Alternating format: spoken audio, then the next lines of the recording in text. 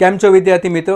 Carrier digital platform પર ફરીથી તમારા બધાનું સ્વાગત છે. હું છું પીકેએસ ગાંધી અને આજના સેશનમાં આપણે જોશું જુનિયર ક્લાર્ક 2023ની ગણિતનું પેપર સોલ્યુશન. તો મિત્રો, આપણા જે રિવિઝન સેશન જે ચાલુ હતા જુનિયર ક્લાર્ક અને તલાટીના, અને જે વિદ્યાર્થી મિત્રોએ દરેક સેશન એટેન્ડ કર્યો છે ગણિતની અંદર, તો 80%થી 90% પ્રશ્નો જે છે અને એની પદ્ધતિ જે છે તે આપણે ક્લાસમાં કરાવી હતી. તો ઘણા બધા વિદ્યાર્થીઓના મેસેજ આવે કે સર, આપણે રિવિઝન સેશનમાં જે બધા પ્રશ્નો કર્યા હતા એ જ પ્રકારના પ્રશ્નો પરીક્ષામાં પૂછાયા છે. તો મને ખૂબ જ અંદરથી ગર્વ અનુભવ થાય છે. અને આપણે શા માટે ફરીથી આપણે સોલ્યુશન જોશું, તો એનું કારણ પણ એ છે કે આવનારી જે તલાટી ને બધી જે પરીક્ષા જે છે ત્યાં આપણે ખ્યાલ આવી જાય કે ગણિતના કયા પ્રકારના પ્રશ્નો પૂછાય છે અને હવે આપણે ગણિતની તૈયારી કેવી રીતે કરવી. તો મિત્રો, ચાલો આપણે શરૂઆત કરીએ પેપર સોલ્યુશન સાથે. પહેલો પ્રશ્ન જે હતો એ નફો અને ખોટમાંથી પૂછાયો હતો. પ્રશ્ન પર આપણે ધ્યાન આપીએ. એક વેપારી ₹50,000ની વસ્તુ 10% નફો કરી અને ₹1,00,000ની વસ્તુ 4% ખોટ કરીને વેચે છે, તો તેને ઓપ્શન એ 0.67% નફો થશે, 0.87% નફો થશે, ઓપ્શન સી હતો 0.67% ખોટ થશે અને ઓપ્શન ડી હતો 0.87% ખોટ થશે. 4 ઓપ્શન તમે જુઓ તો 4 ઓપ્શનમાંથી ખ્યાલ આવી જાય કે સરખા જ, એટલે રકમ તો સરખી જ હતી 0.87, પણ અહીંયા નફો છે, અહીંયા ખોટ છે. 0.87, અહીંયા નફો છે, અહીંયા ખોટ છે. એટલે આ પ્રશ્ન જ્યારે આપણે જોઈએ અને પ્રશ્ન પરથી જો આપણે ખ્યાલ આવી જાય કે આમાં નફો થવાનો છે કે ખોટ થવાની છે, તો ત્યાંથી જ તમારા 2 ઓપ્શન જે છે અહીંયાથી નીકળી જશે. હવે પ્રશ્નો તરફ જઈએ તો આપણે એમ કહે છે કે એક વસ્તુની કિંમત કેટલી હતી? 50,000. એટલે આપણે એમ કહીએ કે એની મૂળ કિંમત જે છે તે કેટલી હતી? 50,000. અને 50,000ની વસ્તુ પર જો 10%નો નફો થાય તો નફો કેટલો? તો 10%નો નફો થાય એટલે 10% એટલે 10/100 અને કિંમત કેટલી હતી? 50,000 રૂપિયા. તે નફો કેટલાનો થવાનો? 5,000 રૂપિયાનો એનો નફો થશે. એટલે પહેલી વસ્તુ પર એને કેટલા રૂપિયાનો નફો છે? 5,000 રૂપિયાનો નફો છે. અને બીજી વસ્તુ જેની મૂળ કિંમત હતી 1,00,000 રૂપિયા, એની મૂળ કિંમત કેટલી હતી મિત્રો? 1,00,000 રૂપિયા. અને એના પર એને ખોટ જાય છે. કેટલી ખોટ છે? 4%ની ખોટ છે મિત્રો. કેટલી ખોટ છે? 4%ની ખોટ. એટલે 4/100 ગુણ્યા 1,00,000. 4% કરવાના છે ને આપણે. એટલે આ 2 મીંડા ગયા તો કેટલા રૂપિયાની ખોટ ગઈ છે? 4,000 રૂપિયાની ખોટ ગઈ છે. તો અહીંયા તમે જોઈ શકો છો કે નફો થયો છે 5,000 રૂપિયા, જ્યારે ખોટ કેટલાની ગઈ છે? 4,000 રૂપિયાની.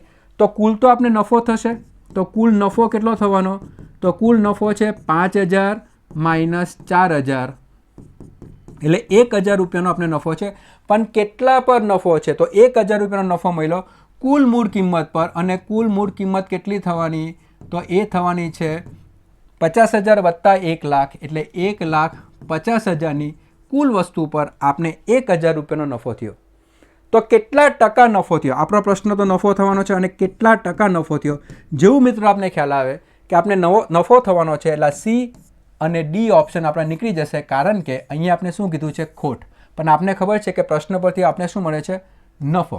તો અહીંયાથી થોડું લોજિક આપણે એપ્લાય કરીએ ને તો પણ ખ્યાલ આવી જાય કે જવાબ શું આવશે. તો મિત્રો, અહીંયા ટકાવારી નફો એટલે જે પણ નફો હશે ભાગ્યા મૂળ કિંમત ગુણ્યા 100. આ જે ટકાવારી નફોની જે ફોર્મ્યુલા જે છે આ છે કે ટકાવારી નફો શોધવો હોય તો જે પણ નફો થયો હશે ભાગ્યા મૂળ કિંમત ગુણ્યા 100. તો નફો કેટલા રૂપિયાનો થયો? 1,000 રૂપિયાનો. અને મૂળ કિંમત એટલે કુલ મૂળ કિંમત કેટલી છે? 1,50,000. તો 1,50,000 પર 1,000 રૂપિયાનો નફો જો આપણે ગણતરી કરીએ તો 4 શૂન્ય જે છે તે ઉડી જશે.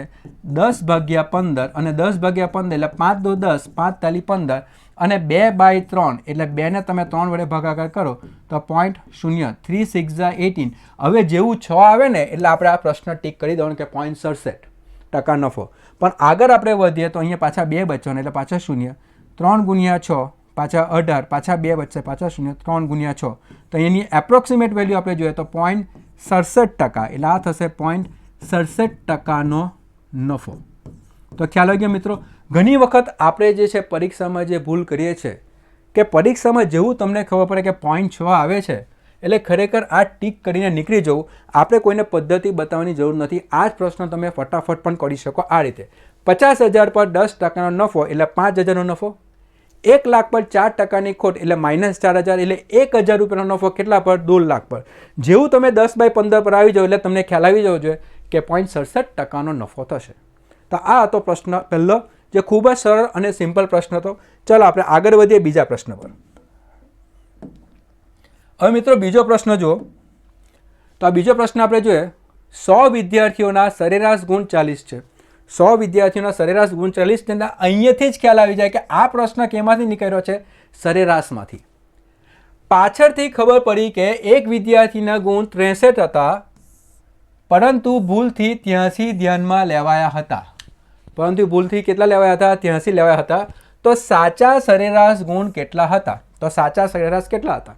એમ શોર્ટકટ પદ્ધતિથી જો આપણે જોઈએ તો આ પ્રશ્ન ફક્ત જે છે અડધો મિનિટ કાં તો 20 સેકન્ડમાં આ પ્રશ્ન પતી જાય. પણ એ જે શોર્ટકટ જે છે હું તમને પછીથી બતાવીશ. હમણાં આપણે જોઈએ કે પદ્ધતિ, કે આ પ્રશ્ન કેવી રીતે સોલ્વ થશે. તો મિત્રો તમે જોઈ શકો છો કે વિદ્યાર્થીઓની સંખ્યા કેટલી છે? 100, અને ગુણ કેટલા આવ્યા છે? 40. તો અહીંયા વિદ્યાર્થીઓની સંખ્યા છે 100 અને સરેરાશ એટલે એવરેજ, એટલે આપણે એને દર્શાવીશું એથી. તો એ કેટલા છે? 40. તો આપણે કુલ ગુણ આપણે જોઈએ તો કુલ ગુણ કેટલા થવાના? કુલ ગુણ એટલે ટોટલ કેટલા થવાના? તો એ થશે સરેરાશ ગુણ્યા સંખ્યા. કુલ ગુણ કેવી રીતે મળશે? સરેરાશ ગુણ્યા સંખ્યા એટલે A × n. તો 40 ગુણ્યા 100 તો કેટલા થવાના? 4000. તો કુલ ગુણ કેટલા છે? 4000. એટલે 100 વિદ્યાર્થીઓ છે, દરેકના જો 40 ગુણ આવે તો કુલ ગુણ કેટલા થવાના? 4000 ગુણ થવાના. પરંતુ પછીથી આપણે ખ્યાલ આવે છે આમાં કે એક વિદ્યાર્થીના ગુણ 63 હતા કેટલા? 63. પરંતુ ભૂલમાં કેટલા લેવાઈ ગયા? 83. તો સાચી સરેરાશ આપણે શોધવાની છે. હવે જે પણ ભૂલ થાય એમાં જે પણ સરવાળો કરીએ કાં તો બાદ બાકી કરીએ એ હંમેશા મિત્રો કુલ જે રકમ આવશે એટલે કુલ ગુણ હશે તેમાંથી થશે. એટલે સાચો સરવાળો પહેલાં આપણે શોધવો પડે કે સાચો સરવાળો કેટલો. તો સાચો સરવાળો જે છે કે આ જે 4000 કુલ ગુણ છે એમાં જે ખોટા માર્ક છે તે આપણે માઇનસ કરવાના અને સાચા માર્ક આપણે ઉમેરવાના. ખોટા કેટલા છે? 83 એટલે -83 કરશું, અને સાચા કેટલા હતા? 63. તો +63 કરશું. તો અહીંયા 4000માંથી કેટલા બાદ કરવા પડશે? 20 બાદ કરવા પડશે. કેટલા બાદ કરવા પડશે? 20. 83માંથી 63 બાદ કરતા કેટલો જવાબ આવશે? -20. તો 4000માંથી 20 બાદ કરતા 3980 આવશે કુલ ગુણ. એટલે ખરેખર એનો સાચો સરવાળો, આ 100 વિદ્યાર્થીનો સાચો સરવાળો કેટલો થવો જોઈએ? 3980. અને સાચી સરેરાશ જો આપણે શોધીએ તો સાચી સરેરાશ જે છે એ થશે સરવાળો ભાગ્યા સંખ્યા. એટલે સરવાળો ભાગ્યા આપણે જો સંખ્યા કરીએ તો અહીંયાથી જે છે 3980 ભાગ્યા કેટલા કરવાના છે? વિદ્યાર્થીઓ કેટલા છે? 100. તો અહીંયા જવાબ કેટલા આવશે? 39.8. એટલે ઓપ્શન આવશે ઓપ્શન નંબર ડી. તો આ બેઝિક પદ્ધતિ જે આપણે દરેક પુસ્તકમાં, બુકમાં આપણે જોવા મળે છે. હવે આને તમે ડાયરેક્ટ પણ કરી શકો. ડાયરેક્ટ તમે આ રીતે કરી શકો કે આપને ખબર છે કે ભૂલ પડી છે. આપને ખબર છે કે ભૂલ પડી છે. ભૂલ શું છે? લેવાના હતા 63, લેવાઈ ગયા છે 83. લેવાના હતા 63, લેવાઈ ગયા છે 83. તો ભૂલ જે છે એ કેટલી છે? તો લેવાના હતા 63 એટલે ખરેખર ઉમેરવાના હતા 63, પણ ભૂલમાં લેવાઈ ગયા છે 83 એટલે -83. તો ખરેખર ભૂલ કેટલા માર્કની છે? -20 માર્કની ભૂલ છે. પણ આ 20 માર્કની જે ભૂલ જે છે આ ભૂલ કેટલામાં વેચાશે? 100 વિદ્યાર્થીઓમાં વેચાશે. તો એક વિદ્યાર્થીના ભાગમાં કેટલું આવશે? તો એક વિદ્યાર્થીના ભાગમાં જે છે એ આવશે 20/100. એટલે એક વિદ્યાર્થીના ભાગમાં કેટલા થવાના? 0.20. અને આ 0.20 એટલે દરેક વિદ્યાર્થીમાં જે છે 0.20ની ભૂલ છે. અને આ ભૂલ કેમાં છે? માઇનસમાં છે. તો સાચી સરેરાશ જે છે, સાચી સરેરાશ કે જે જૂની સરેરાશ હતી, સાચી સરેરાશ કેટલી હશે? જે જૂની સરેરાશ હતી એમાંથી આ 0.20 આપણે બાદ કરવાના. અને 40માંથી તમે 0.20 બાદ કરો તો ડાયરેક્ટ તમને 39.80 જે છે એ રકમ તમને મળી જશે. ખૂબ જ સરળ અને સિમ્પલ. જે પણ ભૂલ પડી હશે એને સંખ્યામાં, ભાગમાં આપણે વેચવાના. અને જો ભૂલ માઇનસમાં હશે તો જે જૂની સરેરાશ, જે ખોટી સરેરાશ હતી એમાંથી બાદ બાકી કરવાની. અને સરેરાશમાં જો ભૂલ પ્લસમાં હશે, અહીંયા કેમાં છે? માઇનસમાં છે. જો પ્લસમાં હશે તો આપણે શું કરશું? એમાં ઉમેરશું. તો આ જે છે શોર્ટકટ પદ્ધતિથી આ પ્રશ્ન અડધો મિનિટ કે 15 સેકન્ડમાં તમે સોલ્વ કરી શકો. અને આ પદ્ધતિ પણ છે મેં મારા રિવિઝન સેશનમાં બતાવી હતી. તો જે વિદ્યાર્થીઓ રિવિઝન સેશનની અંદર આ પદ્ધતિ જોઈ હશે તેના માટે આ પ્રશ્ન ફક્ત 1 મિનિટની અંદર ન હતો. તો મિત્રો ખ્યાલ આવી ગયો. તો પદ્ધતિ નોર્મલ પણ છે અને બીજી પદ્ધતિ છે કે જેની અંદર તમે ફટાફટ આ પ્રશ્ન સોલ્વ કરી શકો. તો ચાલો વિદ્યાર્થી મિત્રો, બીજો પ્રશ્ન ખૂબ જ સરળ હતો. હું એમ કહું છું કે આ પ્રશ્ન સરળ હતો. જો તમે ગણિત બરાબર શીખ્યા હશો તો 100% આ પ્રશ્ન આપણા માટે સિમ્પલ જ કહેવાય. ચાલો આગળ વધીએ આપણે. તો હવે આપણે ત્રીજો પ્રશ્ન જોઈએ. હવે ત્રીજા પ્રશ્નની આપણે વાત કરીએ તો આ પ્રશ્ન જે છે કે એક વર્ગમાં 20 છોકરા અને 30 છોકરીઓ ભણે છે. છોકરાઓની સરેરાશ ઊંચાઈ 150 સેન્ટીમીટર તથા છોકરીઓની સરેરાશ ઊંચાઈ 145 સેન્ટીમીટર છે. આખા વર્ગના છોકરા છોકરીઓનો સરેરાશ ઊંચાઈ કેટલી હશે? તો મિત્રો તમે જુઓ છો કે બીજો પ્રશ્ન પણ સરેરાશમાંથી જ આવ્યો છે. તો સરેરાશ જે વિષય જે છે એ જે ચેપ્ટર જે છે એનું મહત્ત્વ ખૂબ જ વધારે છે. 2 પ્રશ્ન 10માંથી 2 પ્રશ્ન હમણાં જ આપણે જોયા એ કેમાંથી આવ્યા છે? સરેરાશમાંથી. તો મિત્રો અહીંયા પ્રશ્ન તો જે છે ને તમે ચેપ્ટર બરાબર તૈયાર કરો ને તો દરેક પ્રશ્ન આપણે સરળ જ લાગવાના છે. અને અહીંયા તમે આ પ્રશ્ન વાંચો ને એટલે તમને ખ્યાલ આવી જાય કે આ પ્રશ્ન જે છે સરેરાશના કયા ટોપિકમાંથી આવ્યો છે. તો એ છે ભારાંક સરેરાશ, જેને આપણે ઇંગ્લિશમાં કહેવામાં આવે છે વેઇટેડ એવરેજ. એટલે આ પ્રશ્ન કેમાંથી આવ્યો છે? Weighted average. તમે ભારાંક સરેરાશની ફોર્મ્યુલાના મદદથી પણ આ પ્રશ્ન સોલ્વ કરી શકો, કાં તો કુલ સરવાળો ભાગ્યા કુલ સંખ્યાની પદ્ધતિથી પણ આ પ્રશ્ન તમે સોલ્વ કરી શકો. તો અહીંયા આપણે બેઝિક પદ્ધતિ જોઈએ કે સરેરાશ એટલે શું? સરેરાશ એટલે શું? ફરીથી સરેરાશ એટલે શું? તો કુલ સરવાળો ભાગ્યા સંખ્યાઓ, કુલ સંખ્યાઓ. તો ત્યાંથી આ પ્રશ્નો આપણે સોલ્વ કરી શકાય. તો હવે મિત્રો આપણે કીધું છે કે છોકરાઓ કેટલા છે? છોકરાઓ કેટલા છે? 20. છોકરીઓ કેટલી છે? તો આપણે કીધું છે કે 30. છોકરાઓની સરેરાશ એટલે આપણે સંખ્યા આપી છે, n1 કહી શકાય અને આપણે n2 કહી શકીએ. સરેરાશ આપણે પહેલાંની સરેરાશ કેટલી આપી છે? તો તમને કીધું છે કે છોકરાઓની સરેરાશ કેટલી છે? 150. અને એ જ પ્રમાણે છોકરીઓની સરેરાશ ઊંચાઈ કેટલી છે? 145 સેન્ટીમીટર. તો મિત્રો તમને સંખ્યા છોકરાઓની ખબર છે, છોકરાઓની ઊંચાઈની સરેરાશ પણ ખબર છે, છોકરીઓની સંખ્યા પણ આપી છે અને છોકરીઓની સરેરાશ ઊંચાઈ પણ આપી છે. અને આપણો પ્રશ્ન એ છે કે છોકરા અને છોકરીને ભેગા કરીએ તો ખરેખર બધાની આખા વર્ગની સરેરાશ ઊંચાઈ કેટલી હશે તે આપણો પ્રશ્ન છે. તો પહેલે મિત્રો આપણે અહીંયા એ જોઈએ કે છોકરાઓનો ઊંચાઈનો કુલ સરવાળો કેટલો થાય, એટલે કુલ સરવાળો એટલે ટોટલ કેટલા થશે? તો આ બેને આપણે ગુણાકાર કરીએ તો 20 ગુણ્યા 150 એટલે કેટલા થવાના? 3000. તો આ 20 છોકરાના જો ઊંચાઈનો સરવાળો કહે તો કેટલા થવાના છે? 3000. અને એ જ પ્રમાણે મિત્રો જો છોકરીઓની ઊંચાઈનો સરવાળો કરીએ તો આ ટોટલ કેટલા થવાના? 0, 3 5 15, 3 4 12 13, તો 4350. ફરીથી આપણે એક વખત ચેક કરી લઈએ. 3 5 15, 1 3 4 12 + 1 13, 3 1 3 + 1 4. તો 4350 જે છે એ બધી છોકરીઓનો ઊંચાઈનો સરવાળો થયો. હવે આપણે એમ કહીએ છીએ કે આખા વર્ગની સરેરાશ કેટલી? આખા વર્ગની સરેરાશ શોધવા માટે જે છોકરાઓની ઊંચાઈનો સરવાળો છે એ છે 3000 અને છોકરીની ઊંચાઈનો સરવાળો કેટલો છે? 4350 ભાગ્યા કુલ કેટલી છે? સંખ્યા. સંખ્યા કેટલી થવાની? છોકરાઓની સંખ્યા છે 20 અને છોકરીની સંખ્યા કેટલી છે? 30. તો ભાગ્યા કેટલા થવાના? 20 + 30. હવે આપણે સરવાળો કરીએ તો આ કેટલા થવાના છે? 7350 ભાગ્યા કેટલા? 50. તો અહીંયા 0 0 ઉડી જશે. 5 × 5. હવે મિત્રો ખાસ ધ્યાન આપો, જ્યારે તમે જવાબ પર આવવાના હશો ને ત્યારે ઓપ્શન પણ જોતા જવાનું. તો અહીંયા 5 × 5 કેટલા બચ્યા? 23. 5 × 20 કેટલા બચ્યા? 15. અને 5 તાલી 5 × 5 23, 5 × 20 એટલે બચ્યા કેટલા? 25. જો પાછા ફરીથી એક વખત 735 આપેલા છે. 5 × 5 23, 5 × 20 35 અને 5 × 7 35. તો જવાબ કેટલા આવશે? 147. 147 જે છે એ આપણી ભારાંક સરેરાશ અથવા તો આખા વર્ગની સરેરાશ જે છે એ કેટલી આવશે? 147. તો મિત્રો તમે જોઈ શકો છો કે પ્રશ્ન એકદમ સરળ હતો. તમારે ભારાંક સરેરાશ શોધવાની અથવા તો આ પદ્ધતિથી પણ તમે આ પ્રશ્ન જે છે એ સોલ્વ કરી શકો. બીજો પ્રશ્ન હતો જે સરેરાશમાંથી પૂછાયા છે. તો મિત્રો આ હતો પ્રશ્ન નંબર 3 જે ગણિતની અંદર પૂછાયો હતો તે. ચાલો આગળ વધીએ. હવે ચોથો પ્રશ્ન જુઓ. કોલેજના પ્રવાસમાં 40 વિદ્યાર્થીઓ અને 60 વિદ્યાર્થીનીઓ ભાગ લે છે. એટલે એક પ્રવાસમાં 40 છોકરાઓ છે અને 40 છોકરીઓ છે, વિદ્યાર્થીનીઓ છે જે ભાગ લે છે. પ્રવાસના માથાદીઠ ખર્ચ રૂપિયા 1200 થાય છે. એટલે માથાદીઠ ખર્ચ કેટલો છે? 1200. એટલે દરેકે 1200 રૂપિયા કરવાના છે. વિદ્યાર્થીઓને ખર્ચમાં 40% છૂટ આપવામાં આવે છે અને આ છૂટનો ખર્ચ વિદ્યાર્થીઓ વચ્ચે સરખા ભાગે વહેંચી લેવાના હોય તો દરેક વિદ્યાર્થીએ કેટલો ખર્ચ ચૂકવવાનો થાય? તો દરેક વિદ્યાર્થીના ભાગે કેટલો ખર્ચ આવશે? તો મિત્રો અહીંયા તમે જોઈ શકો છો કે અહીંયા પ્રશ્ન જે છે કે દરેક વિદ્યાર્થીઓ પાસે કેટલા ખર્ચો આવશે. તો અહીંયા પ્રશ્ન બહુ ક્લિયર છે કે જે વિદ્યાર્થીઓની સંખ્યા જે છે એ છે 40 અને વિદ્યાર્થીનીઓ સંખ્યા જે છે એ કેટલી છે? 60.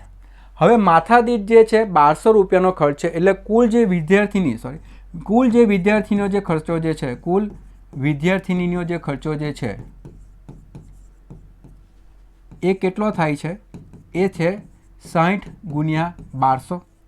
એટલે ખરેખર એમના માટે 72,000 રૂપિયાનો ખર્ચો હતો. કોના માથા પર? વિદ્યાર્થીના માથા પર ખર્ચો કેટલાનો હતો? 72,000 રૂપિયાનો ખર્ચો હતો.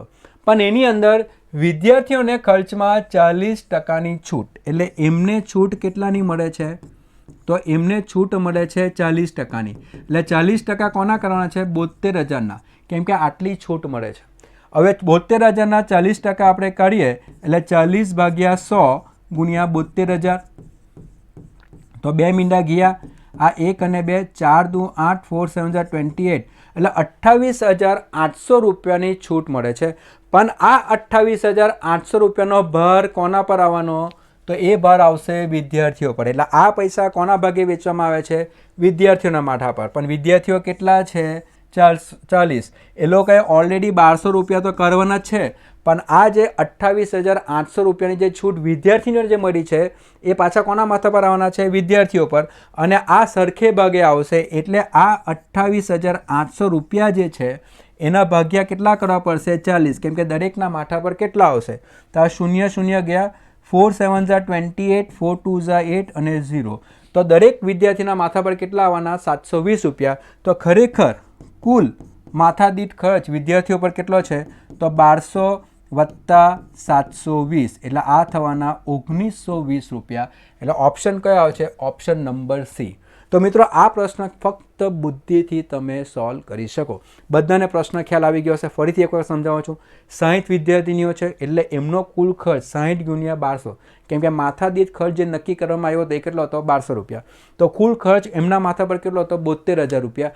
આ 72,000માં વિદ્યાર્થીઓને છૂટ કેટલી મળે છે? 40%. એટલે ખરેખર કુલ કેટલા? 28,800 રૂપિયાની ખોટ 800 રૂપિયાની છૂટ મળશે. અને આ જે છૂટ જે છે એ કોના ભાગે વેચવામાં આવે છે? વિદ્યાર્થીઓના ભાગમાં વેચવા આવે છે, જે કેટલા છે? 40. અને ભાગ્યા 40 કરીએ તો દરેકના માથા પર કેટલા આવવાના? 720. 1200 તો હતા જ અને બીજા એક્સ્ટ્રા કેટલા? 720. એટલે કુલ ભાર કેટલો થવાનો? 1920 રૂપિયા. તો મિત્રો આ પ્રશ્ન પણ તમે સમજીને સરળતાથી સોલ્વ કરી શકો. ચાલો આગળ વધીએ. ચોથો પ્રશ્ન હતો. 5મો પ્રશ્ન જોઈએ. એક ખેડૂતને પોતાના પિતાની 100 વીઘા જમીનમાંથી 5 ભાઈઓ બહેનો વચ્ચે સરખા ભાગે વહેંચણી થતાં તેના ભાગની જમીન મળી. ત્યારબાદ તેને 4 વીઘા જમીન નવી ખરીદી. ત્યારબાદ તેની પાસેની કુલ જમીન પૈકી 2/3 જમીન તેને તેના સંતાનોને આપી દીધી. તો તેના પાસે કેટલી જમીન બાકી રહેશે? ખૂબ જ સરળ અને સિમ્પલ પ્રશ્ન. કઈ જ કરવાનું છે આ પ્રશ્ન. મોડે પણ થઈ જાય. જો મિત્રો પ્રશ્ન ખાલી સમજો ને એટલે જ ખ્યાલ આવી જાય કે આ પ્રશ્ન શું કહેવા માંગે છે. વાક્ય રચના મોટી છે પણ પરંતુ પ્રશ્ન સિમ્પલ છે. તમે જોઈ શકો છો કે એક ખેડૂતને પોતાના પિતાના 100 વીઘા. હવે 100 વીઘા જગ્યા જે હતી, 100 વીઘા જે જગ્યા હતી તે 5 ભાઈઓ અને બહેનો વચ્ચે વેચાવાની. હવે 5 ભાઈઓ અને બહેનો વચ્ચે વેચાવાની એટલે દરેકના ભાગે કેટલા વીઘા આવી? 20 વીઘા આવી. દરેકના ભાગે 20 વીઘા આવશે. ખ્યાલ આવી ગયો બધાને? આ તો તરત જ ખ્યાલ આવી જાય કે મારા ભાગે કે બધાના ભાગે કેટલા આવવાના છે? 20 વીઘા. કેમ કે 100 વીઘા જમીન 5 જણ વચ્ચે વેચાય તો દરેકના ભાગે કેટલા આવશે? 20 વીઘા આવશે. તો સરખા ભાગે વેચી થતા તેના ભાગની જમીન. હવે એ જે વ્યક્તિ જે છે, એ જે ખેડૂત જે છે એના ભાગની જે જમીન જે છે, ત્યારબાદ તેને 4 વીઘા જમીન નવી ખરીદી. એમાં પાછા એને 4 વીઘા નવી જે છે વીઘા ખરીદી તો કુલ એની પાસે કેટલા વીઘા થઈ ગઈ? 24 વીઘા જમીન થઈ ગઈ. હવે આ જે 24 વીઘા જમીન જે છે એની પાસે જે હતી, ત્યારબાદ તેના પાસેથી કુલ જમીન પૈકી 2/3 જમીન તેના સંતાનોને આપી દીધી. હવે 2/3 જેટલી એને સંતાનોને આપી, તો સંતાનોને કેટલી આપી? તો સંતાનોને 2/3 જેટલી આપી. 2/3 કોના? 24ના. એટલે 2/3 કેટલા? 24. તો 3 8 ઝા 24, એટલે 16 વીઘા તો એને કોને આપી દીધી? સંતાનો. એટલે સંતાનોના ભાગે કેટલા ગઈ? 16 વીઘા. તો ખરેખર હવે ખેડૂત પાસે કેટલી બચી? તો ખેડૂત પાસે 24માંથી 16 બાદ કરતા 8 વીઘા જમીન બચી. તો જવાબ કેટલા આવશે? 8. તમે આ રીતે બી કરી શકો છો. 2/3 સંતાનોને આપી હશે તો એના ભાગે કેટલા બચ્યા? 1/3 જ બચ્યા, અને 24/3 કરશો તો બી તમને જવાબ કેટલો મળી જાય? 8 વીઘા ડાયરેક્ટ મળી જાય. 2/3 ભાગ જો સંતાનોને આપી હશે 24 વીઘામાંથી તો એના ભાગે કેટલા રહ્યા હશે? 1/3 જ ભાગ રહ્યો. તો આનો 1/3 કરો તો બી તમને ડાયરેક્ટ જવાબ મળી જાય 8 વીઘા. ખૂબ જ સરસ સિમ્પલ પ્રશ્ન, વાંચો એટલે પ્રશ્ન આપણે આવડી જાય. ચાલો આગળ વધીએ. 5મો પ્રશ્ન હતો, ખૂબ જ સરળ પ્રશ્ન હતો. 6થો પ્રશ્ન. હીરાના એક વેપારી પાસે સરખી કિંમતના 500 હીરા હતા. હવે હીરા કેટલા હતા? 500. એટલે 500 હીરા હતા. આ હીરાની કુલ કિંમત 5 કરોડ. હવે કુલ કિંમત આપણે જોઈએ તો કુલ કિંમત કેટલી હતી? 5 કરોડ. 5 કરોડ એટલે કેટલા મીંડા? 7. ઘણા બધાને અહીંયા પણ પ્રોબ્લેમ આવે કે ભાઈ કરોડમાં કેટલા મીંડા. તો કુલ કિંમત કેટલી હતી? 5 કરોડ રૂપિયા જે છે તેની કુલ કિંમત હતી. જો તેમાંથી રૂપિયા 50 લાખના હીરાની ચોરી થઈ જાય, હવે 50 લાખના હીરા ચોરી થઈ ગયા તો વેપારી પાસે કેટલા હીરા બાકી હશે? તો એની પાસે કેટલા હીરા બાકી હશે? હવે મિત્રો તમે જોઈ શકો છો કે હીરા કુલ કેટલા હતા? 500, અને કુલ કિંમત કેટલી હતી? 5 કરોડ. તો એક હીરાની કિંમત કેટલી? તો એક હીરાની કિંમત જો તમે શોધો તો એક હીરાની કિંમત કેટલી થવાની? તો 5 કરોડ 3 4 5 6 ને 7. 5 કરોડ ભાગ્યા 500 કરવા પડશે. તો એક હીરાની કિંમત કેટલી? 5 1 2 3 4 ને 5. તો એક હીરાની કિંમત કેટલી હતી? લાખ રૂપિયા હતી. એટલે લાખ રૂપિયાનો એક હીરો હતો. બરાબર? લાખ રૂપિયાનો કેટલાનો હીરો હતો? એક હીરો કેટલાનો હતો? લાખ રૂપિયાનો. હવે એમાં એમ કહે છે કે 50 લાખના હીરાની ચોરી થઈ. હવે 50 લાખના હીરાની ચોરી થઈ તો કેટલા હીરા ચોરાઈ ગયા? 50 હીરા ચોરાઈ ગયા. ખ્યાલ આવ્યો બધા મિત્રો? 50 લાખ હીરા ચોરાઈ ગયા. 50 લાખની કિંમતના હીરા ચોરાયા તો કુલ કેટલા હીરા ચોરાઈ ગયા? તો કુલ હીરા કેટલા ચોરાયા? તો કુલ હીરા જે છે એ 50 લાખ, કેમ કે એક હીરાની કિંમત કેટલી હતી? તો 1 લાખ હતી. તો કુલ હીરા કેટલા ચૂકાયા? તો 50 હીરા ચોરાઈ ગયા. તો હવે હીરા કેટલા બાકી રહ્યા? તો હીરા કેટલા બાકી રહ્યા? તો હીરા જે છે એ કેટલા બાકી રહ્યા? તો કુલ કેટલા હતા? 500. તેમાંથી 50 હીરા ચોરાઈ ગયા તો જવાબ કેટલો આવશે? 450. તો 450 હીરા જે છે તેની પાસે બાકી રહેશે. ફક્ત બુદ્ધિનું જે છે ઉપયોગ કરવાનો છે. 1 લાખ રૂપિયાનો એક હીરો, તો 50 લાખ રૂપિયાની જો ચોરી થઈ હોય તો 50 હીરો ચોરાઈ ગયા. તો મારી પાસે હતા 500 હીરો, એમાંથી 50 હીરા ચોરાઈ ગયા તો હીરા કેટલા બાકી રહ્યા? 450. તો બધાને ખ્યાલ આવી ગયો છે. ખૂબ જ સરસ સિમ્પલ, ખાલી બુદ્ધિથી આ પ્રશ્ન તમે સોલ્વ કરી શકો. ચાલો આગળ વધીએ. આપણે દરેક પ્રશ્ન જે છે ખાલી બુદ્ધિનો ઉપયોગ કરીએ એટલે સોલ્વ થાય. ચાલો હવે આગળ વધીએ. 7મો પ્રશ્ન સમય અને અંતરમાંથી આ પ્રશ્ન હતો. ખૂબ જ સરળ સિમ્પલ બેઝિક પ્રશ્ન શરૂઆત કરો એટલે જ ખ્યાલ આવી જાય કે આ પ્રશ્ન એકદમ સરળ છે. 20 મીટર પ્રતિ સેકન્ડની ઝડપે, હવે તમને અહીંયાથી ખ્યાલ આવી જાય કે ઝડપ આપી છે કેટલી છે? 20 મીટર પ્રતિ સેકન્ડ. 20 મીટર પ્રતિ સેકન્ડની ઝડપે 470 કિલોમીટર અંતર કાપતા કેટલો સમય લાગે? હવે અંતર કેટલું આપ્યું છે? 720 કિલોમીટરનું અંતર આપ્યું છે. તો સમય કેટલો લાગશે એ આપણો પ્રશ્ન છે. ફક્ત ધ્યાન નહીં આપવાનું હતું, યુનિટ પર ધ્યાન આપવાનું હતું કે જે ઝડપ આપી છે એ 20 મીટર પર સેકન્ડ છે. જે અંતર આપ્યું છે કેવું છે? કિલોમીટરમાં છે. અને તમારો જે જવાબ જે છે કેમાં માંગ્યો છે? કલાકમાં માંગ્યો છે. તો જેવું તમે ચેપ્ટરની શરૂઆત કરો, ઝડપ અને અંતરની ચેપ્ટરની શરૂઆત કરો તો પહેલો પાર્ટ જે આવશે એ છે તમારું યુનિટનું કન્વર્ઝન, કે જેની અંદર તમારે શીખવાનું હશે કે કિલોમીટર પ્રતિ કલાક. એટલે આપણે જે શીખવાનું હશે કે કિલોમીટર પ્રતિ કલાક ને મીટર પર સેકન્ડમાં ફેરવીએ તો કેટલા થશે, અને બીજું કે મીટર પર સેકન્ડને કિલોમીટર પ્રતિ કલાકમાં ફેરવવા માટે કેવી રીતે આપણે ફેરવી શકાય. તો ખાસ કરીને મિત્રો આ તમારે આટલું ધ્યાન આપવાનું છે કે કોઈ પણ કિંમત આપી હશે, દાખલા તરીકે ઝડપ x કિલોમીટર પ્રતિ કલાક હશે, એને જો મીટર પર સેકન્ડમાં કન્વર્ટ કરવું હોય તો અહીંયા xને ગુણ્યા 5/18 કરીએ તો એ થઈ જશે મીટર પ્રતિ સેકન્ડ. અને જો x મીટર પર સેકન્ડ આપેલું હશે અને એને આપણે x મીટર પર સેકન્ડ આપણે આપ્યું હશે, x મીટર પર સેકન્ડ આપને આપ્યું હશે, એને જો કિલોમીટર પ્રતિ કલાકમાં ફેરવું હશે તો ફક્ત તમારે અહીંયા ગુણ્યા 18/5 કરો એટલે એ ફેરવાઈ જશે કિલોમીટર પ્રતિ કલાકમાં. તો અહીંયા ખાલી આટલું જ નોલેજની જરૂર હતી આપને. એટલે આપણે એમ કહીએ ને કે જ્યારે ચેપ્ટરની શરૂઆત કરીએ એનો બેઝિક પાયો જે છે એ છે કન્વર્ઝન, કે મીટર પ્રતિ સેકન્ડને કિલોમીટર પ્રતિ કલાકમાં કેવી રીતે ફેરવાય અને કિલોમીટર પ્રતિ કલાકને મીટર પર સેકન્ડમાં તમે કેવી રીતે ફેરવી શકો. તો આ પ્રશ્ન તમે જુઓ કે ઝડપ કેમાં આપી છે 20 મીટર પર સેકન્ડ. એટલે ઝડપ જે છે એ છે 20 મીટર પ્રતિ સેકન્ડ, કે જેને તમે કિલોમીટર પ્રતિ કલાકમાં ફેરવવું હોય તો ફક્ત આટલું જ કરવાનું. તો 20 ગુણ્યા 18/5, 18/5 ગુણાકાર કરો એટલે કેમાં ફેરવાઈ જશે? કિલોમીટર પ્રતિ કલાકમાં ફેરવાઈ જશે. તો 5 ચોક 20 અને 8 ગુણ્યા 4 કરશું તો 72 કિલોમીટર પ્રતિ કલાક. ફક્ત આટલું જ નોલેજ આપણે જોઈએ. તો હવે ઝડપ કેમાં આવી ગઈ? 72 કિલોમીટર પ્રતિ કલાક. અંતર કેટલું છે? 720 કિલોમીટર. તો આપને ખબર છે ફોર્મ્યુલા કે ઝડપ એટલે શું? તો ઝડપ એટલે અંતર ભાગ્યા સમય. તો અહીંયા મિત્રો તમને ઝડપ તો હવે ખબર પડી ગઈ છે કે ઝડપ કેટલી છે? 72. અંતર કેટલું છે?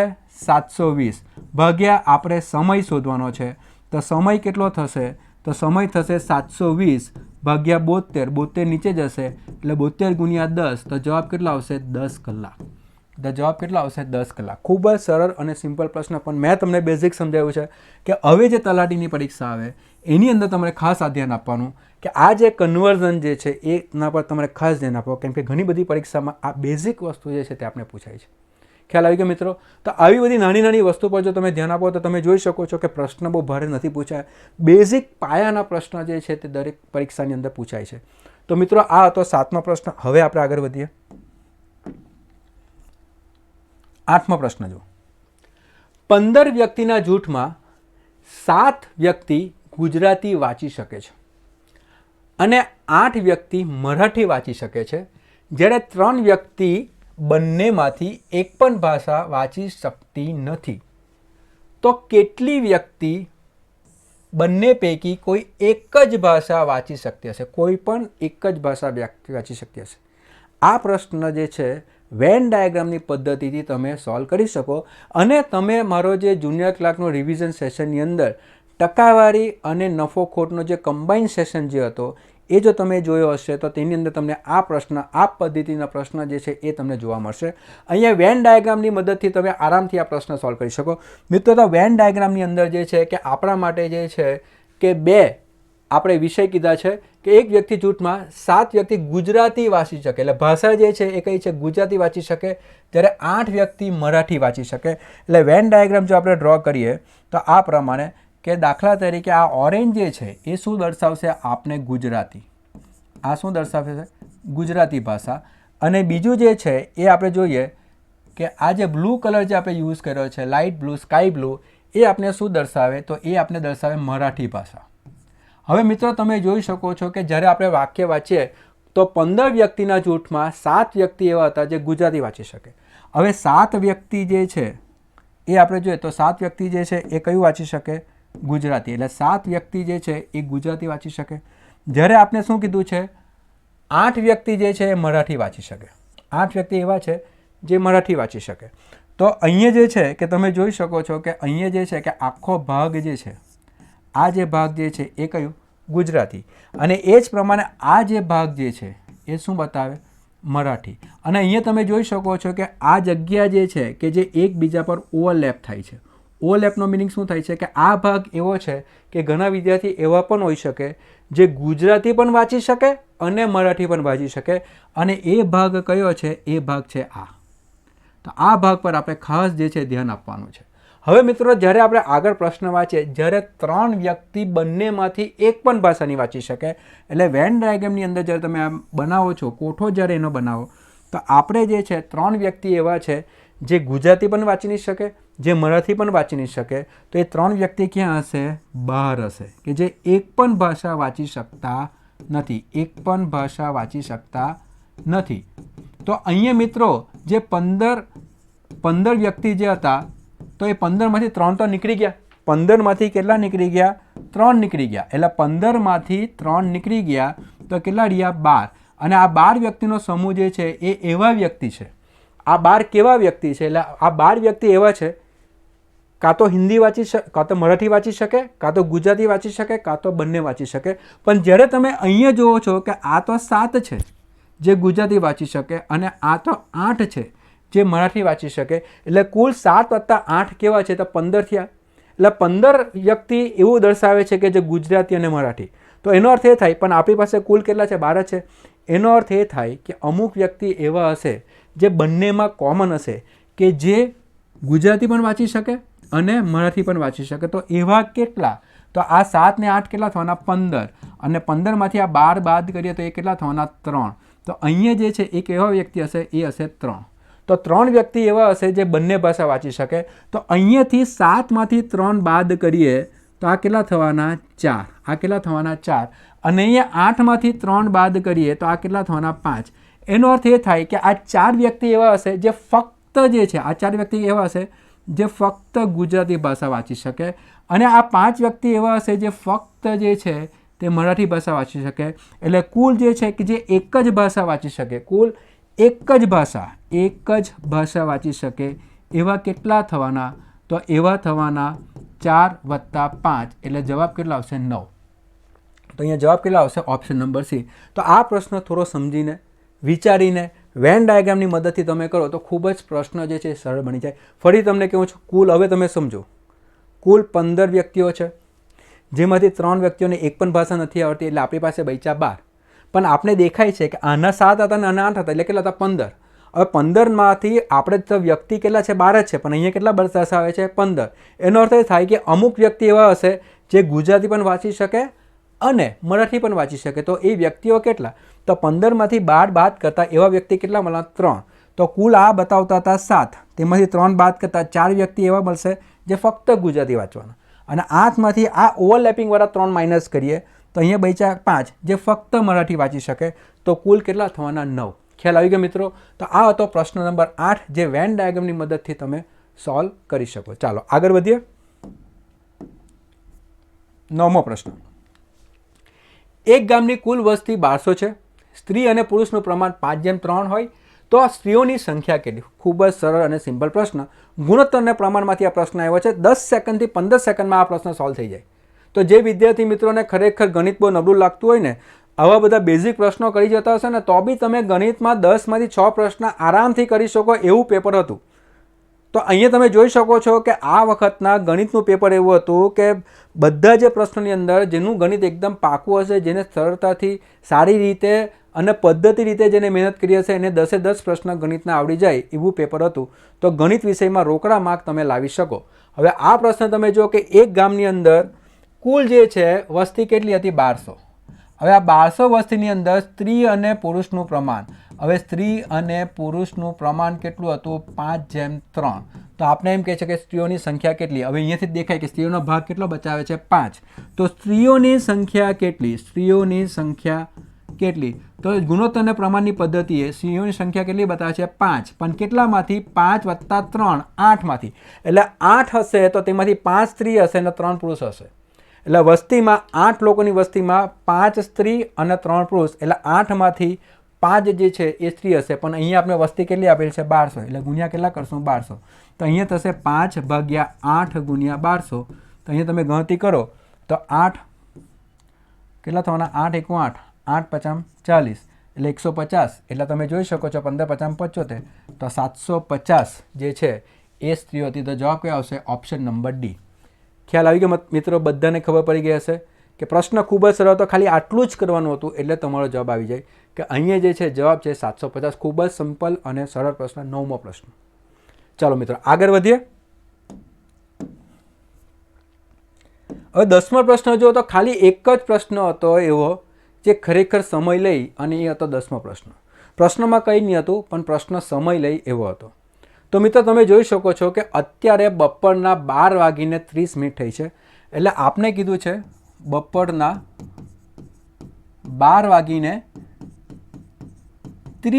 થઈ છે. 12 કેટલી મિનિટ થઈ છે? 30. એટલે હમણાં 12:30 થઈ છે. અને અહીંયા આપણે એમ કહીએ છે તો 3,03,000 સેકન્ડ પછી કેટલા વાગ્યા હશે? હવે આપણે એમ કીધું છે કે 3,03,000 સેકન્ડ, બરાબર? તો 3,03,000 સેકન્ડ પછી કેટલા વાગ્યા હશે? હવે મિત્રો અહીંયા તમને ખ્યાલ આવી જાય કે પ્રશ્ન શા માટે થોડો ટાઈમ લેશે, કેમ કે અહીંયા 3,03,000 સેકન્ડ આપ્યા છે, જેને આપણે મિનિટમાં અને પછીથી કેમાં ફેરવવા પડશે? કલાકમાં. કેમ કે આપને બધાને જ ખબર છે કે અહીંયા જે છે 3,03,000 સેકન્ડ એટલે મિનિટમાં જવું પડશે, કલાકમાં જવું પડશે અને પછી આપણે કેમાં જવું પડશે? દિવસમાં જવું પડશે. કારણ કે આટલી બધી સેકન્ડ હશે તો 100% દિવસમાં આપણો આવશે જ. અને એની અંદર બી તમે જોઈ શકો છો કે જો બધા મિત્રોએ સમય અને અંતર બરાબર ચેપ્ટર કર્યું હશે તો 1 કલાક એટલે 60 મિનિટ અને 1 કલાક એટલે 3600 સેકન્ડ. તમે એ પ્રમાણે પ્રશ્ન કરો તો બી તમારો જવાબ આવી જાય કે 1 કલાક એટલે કેટલા સેકન્ડ થવાના? 3600 સેકન્ડ થાય. તમે આ પ્રમાણે ગણતરી કરો તો પણ ફટાફટ તમારો જવાબ આવી જાય. તો તમે અહીંયા કહી શકો છો કે 3,03,000 સેકન્ડ જો 3600 સેકન્ડ પ્રમાણે 1 કલાક થાય તો તમે ડાયરેક્ટ જ અહીંયાથી અહીંયા આવી શકો, બરાબર? તો આપણે કહી શકાય કે 3600 સેકન્ડ બરાબર જો 1 કલાક થાય તો 3,03,000 સેકન્ડ બરાબર કેટલા કલાક? તો કલાકની જો આપણે ગણતરી કરીએ તો 3,03,000 ને ભાગ્યા કેટલા કરવા પડે? 3600 કરવા પડે. તો આપણે કેમાં મળશે? ડાયરેક્ટ કલાકમાં મળશે. તો અહીંયા જે છે 2 શૂન્ય 2 શૂન્ય ગયા. 6 વડે આપણે જો ભાગાકાર કરીએ, કેમ કે બેઉ 6 વડે ઉડે છે, 6 પચામ 30, 0 6 પચામ 30, 6 છમ 36. તો અહીંયા 505 ભાગ્યા 6 આપણો જે છે પહેલું જે છે કલાકમાં ફેરવીએ તો 505 ભાગ્યા 6 કલાક આવે. અને આપણે જે છે આ 505 ભાગ્યા 6 જે છે, ફરી હું તમને કહું છું કે આ કલાકમાં છે, એટલે આપણે જ્યારે એને ફેરવીએ કે 6 8 કેટલા થવાના? 48. તો કેટલા બચ્યા? 25. તો 6 ચોક 24 એટલે કેટલા બચ્યા? 1. બરાબર મિત્રો? તો અહીંયા જે છે તમે એને આ રીતે લખી શકો કે 84 1/6. 84 કેટલા? 1/6 એટલે 84 કલાક અને 1/6 કયા થશે? મિનિટ. અને આ 84 કલાક અને આ 1/6 મિનિટ એટલે કેટલા થવાના? 1/6 કલાક અને 1 કલાક એટલે કેટલા? 60 મિનિટ. એટલે તમને અહીંયાથી ખ્યાલ આવે કે 6 ગુણ્યા 10 એટલે આ જે થવાનું છે એ થશે 84 કલાક અને 84 કલાક અને 10 મિનિટ. તો કેટલા થાય છે? 84 કલાક અને 10 મિનિટ થાય છે. હવે આ 84 કલાકને આપણે કેમાં ફેરવવાનું છે? દિવસોમાં. તો આપણે બધાને ખબર છે કે 24 કલાક એટલે 1 દિવસ. એટલે 1 દિવસ. બીજા 24 કલાક કરશું તો 2 દિવસ થશે અને ત્રીજા 24 કલાક કરશું તો કેટલા થવાના? 3 દિવસ. અને 3 વખત આપણે જોઈએ તો આ કેટલા કલાક થવાના? 72 કલાક. એટલે અહીંયાથી 84 કલાકમાંથી જો 72 કલાક, કેમ કે પછી વધી જશે, તો અહીંયાથી આપણે ભાગ પાડીએ તો આ 72 કલાક જે છે અને બીજા કેટલા કલાક બાકી રહ્યા? 12 કલાક બાકી રહ્યા. અને 12 કલાક અને 10 મિનિટ જે છે તે આપણી પાસે બાકી છે. તો આ 3 દિવસ જે છે તે પૂરા થશે. કેટલા દિવસ પૂરા થશે? 3 દિવસ પૂરા થશે. એટલે 3 દિવસ પૂરા થાય એટલે 3 દિવસ પછી આ 12:30 છે. કેટલા છે? 12:30 જે છે એના પછી ફરીથી આપણે 12 કલાકની ગણતરી કરીએ તો આ બપોરનો સમય છે, તો બીજા 12 કલાક આપણે ઉમેરીએ તો 12 વાગે જે છે એ કેટલા વાગશે? તો રાત્રે થઈ જશે. તો અહીંયાથી ખબર પડી જાય કે રાત્રિના સમય જે છે એ કેટલા વાગવાના છે? 12 વાગવાના છે. પણ આ બીજા 30 મિનિટ અને બીજા 10 મિનિટનો આપણો ઉમેરો થશે. એટલે આ જે 10 મિનિટ અને બીજી જે 30 મિનિટની અંદર ઉમેરો થાય તો આ કેટલા થવાના? 40 મિનિટ થવાના. એટલે રાત્રિના 12:40 જે છે એ સમય આપણે મળશે. તો અહીંયા જવાબ જે છે રાત્રિના 12:40. તો તો મિત્રો અહીંયા જે છે પ્રશ્ન આ થોડોક જે છે ટાઈમ કન્ઝ્યુમિંગ વાળો પ્રશ્ન તો થોડો સમય લે એવો હતો, કારણ કે તમે જોઈ શકો છો કે ઘણી વખત આપણે આને મિનિટમાં ફેરવીએ, પછી કલાકમાં ફેરવીએ અને પછી દિવસમાં પણ આવી શકીએ, પણ ડાયરેક્ટલી મેં કલાકમાં ફેરવ્યું છે કે કલાકમાં આપણે જો ફેરવીએ તો 84 1/6 84 કલાક અને 1/6 કલાક એટલે 84 કલાક અને 10 મિનિટ, અને પછી આપણે કરી શકીએ કે 72 કલાક હશે તો 3 દિવસ પૂરા, તો બીજા 12 કલાક અને 10 મિનિટ આ બપોરના 12 વાગેલા છે એટલે 12 કલાક પછી રાત્રિના 12 વાગશે અને બીજા 10 મિનિટ અને 30 મિનિટ એટલે ટોટલ કેટલા થવાના 40 મિનિટ. તો છેલ્લો જે પ્રશ્ન હતો, જે પરીક્ષાની અંદર છેલ્લો જે ગણિતનો પ્રશ્ન જો હતો, જે 97 નંબરનો જે પ્રશ્ન હતો, એ થોડો સમય લઈ લે એવો પ્રશ્ન હતો. તો મિત્રો અહીંયા બધાને ખ્યાલ આવી ગયો હશે. તો 10 પ્રશ્ન જે છે પદ્ધતિ પ્રમાણે 10 પ્રશ્ન જે છે તે જુનિયર ક્લાર્કની પરીક્ષાની અંદર પૂછ્યા હતા. તો મિત્રો આજનો વિડીયો ખાસ કરીને આપણે જુનિયર ક્લાર્કના કે જે વિદ્યાર્થીઓ પરીક્ષા આપીને આવ્યા છે, જેમને સોલ્યુશન જોવું છે અને આ સોલ્યુશન તમને તલાટીમાં કયા પ્રશ્ન પૂછાશે, કેવી રીતે પ્રશ્ન પૂછાશે, આવનારી બધી પરીક્ષાઓમાં કયા પ્રકારના પ્રશ્ન પૂછાઈ શકે છે, એ તમને માપદોરણ આપશે. તો મિત્રો જો તમને અમારા વિડીયો ગમતા હશે તો અમારી ચેનલને ખાસ લાઈક કરો, સબસ્ક્રાઈબ કરો. Thank you very much.